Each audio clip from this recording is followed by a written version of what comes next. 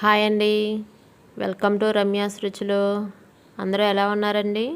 బాగున్నారా?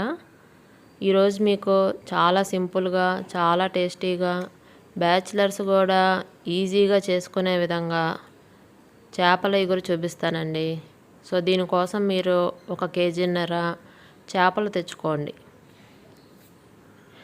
ఇప్పుడు ముందుగా ఒక కడాయి తీసుకొని స్టవ్ ఆన్ చేసుకొని అందులోకి 3 టేబుల్ స్పూన్లు ఆయిల్ వేసుకోండి. నాన్ వెజ్ కూరల్లో ఆయిల్ కొంచెం ఎక్కువే పడుతుందండి, అందుకని నేను 3 స్పూన్ల ఆయిల్ తీసుకున్నాను. ఆయిల్ హీట్ అయిన తర్వాత అందులోకి బిర్యానీ దినుసులన్నీ వేసుకోండి. షాజీరా, బిర్యానీ ఆకు, అనాస పువ్వు ఇవన్నీ కూడా వేసుకోండి. మీరు ఇంకా యాలక్కాయ కూడా వేసుకుంటే మీకు కూర నీచు వాసన అనేది అస్సలు ఉండదు. ఇప్పుడు అందులోకి బాగా కట్ చేసి పెట్టుకున్న ఉల్లిపాయ, చీలికలుగా కట్ చేసుకున్న 4 పచ్చిమిరపకాయలు వేసుకోండి. నేను ఇక్కడ 2 పెద్ద సైజు ఉల్లిపాయలను సన్నగా కట్ చేసి వేసుకున్నాను. మీకు ఇంకా గ్రేవీ ఎక్కువ కావాలి అనుకుంటే కొంచెం ఎక్కువ ఉల్లిపాయనే కట్ చేసి వేసుకోండి.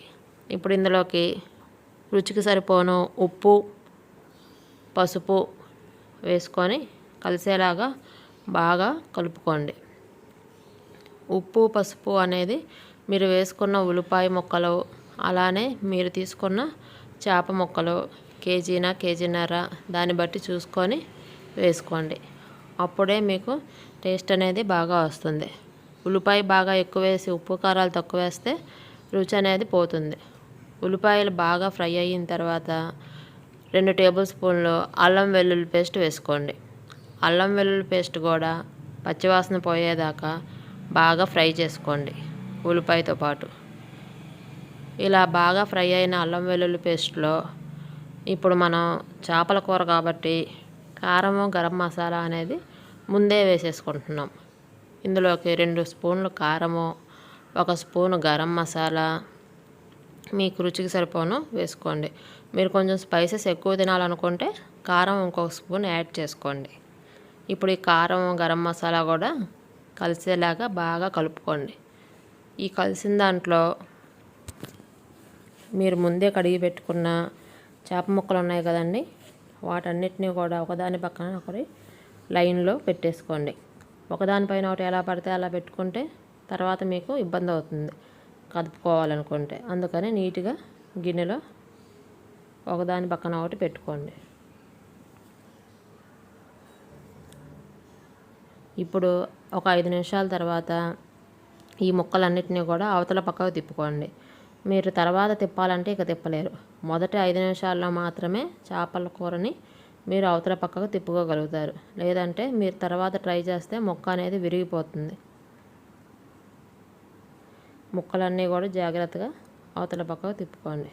ఈ చేప అండి చాలా టేస్ట్గా ఉంటుందండి. అసలుకి దీని పేరు వచ్చి శీలవతి చేప.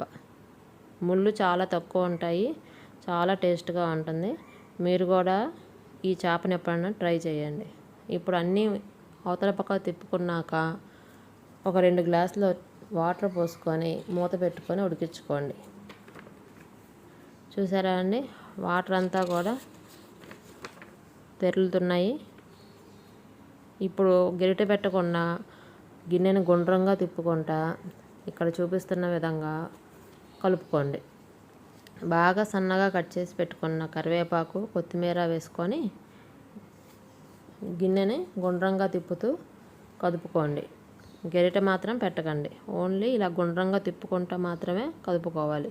మళ్ళీ మూత పెట్టుకొని కాసేపు కూరని ఉడకనివ్వండి. చూసారా అండి, ఆయిల్ అంతా కూడా సపరేట్ అయ్యి పైకి వచ్చేస్తుంది. ఇప్పుడు ఇందులోకి మరి కొంచెం కొత్తిమీరని సన్నగా కట్ చేసి వేసుకోండి. మనం చివరిలో వేసుకునే కొత్తిమీర మరి కొంచెం టేస్ట్ అనేది ఇస్తుంది కూరకి. అందుకని ఈ స్టెప్ మాత్రం అస్సలు మిస్ అవ్వమాకండి. కాసేపు మూత పెట్టుకొని చూడండి. చూసారా అండి, ఇందాటికన్నా కూడా ఇప్పుడు ఆయిల్ బాగా సపరేట్ అయిపోయింది. కూర అంతా కూడా దగ్గరికి వచ్చేసింది. సో చివరిలో ఒక 5 నిమిషాలు హైలో పెట్టుకొని కూరను కాస్త ఎగరనివ్వండి. ఎందుకంటే మనం చేసుకునే చేపల ఎగురు కదా, మరీ వాటరీగా ఉంటే బాగోదు.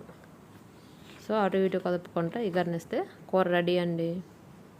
థ్యాంక్స్ అండి. Thanks for watching. Like, share, subscribe.